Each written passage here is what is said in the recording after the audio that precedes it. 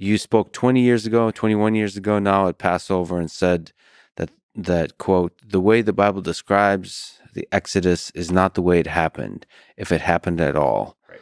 So first of all, what is Exodus? So and what really happened? Exodus is the liberation of the Jews from Egypt, and it is the central story of the Jewish tradition. And as I've said numerous times in various places, I believe that it's based on a historical kernel. I think Richard Elliott Friedman may have gotten this right in his book Exodus. It may have been the Levites who left Israel, but the Bible's not a book of history.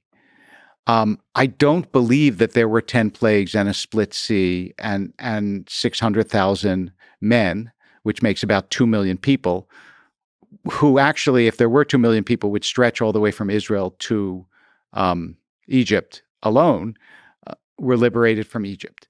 And my point in that sermon was not actually to convince people that it didn't happen. My point in that sermon was to convince people that the historicity of the Exodus is not the basis of the faith of the Jewish people. Well, what does the word historicity mean? In other words, the factuality of it. It can be true without being factual. So you're not supposed to read it as facts? Well, I don't read it as fact. I don't read it as a history book. I said, look, I was talking again to a congregation that had many Iranians. I said, you experienced the truth of the Exodus in your own life. There was a regime that wanted to destroy you, and you miraculously escaped before it did. And so a myth is something that may not have happened, but is always happening.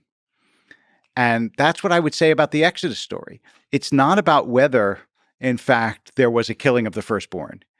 It's about, does God deliver? Did God deliver the Jews in ancient times? Does God deliver people in modern times? And that's what the issue is.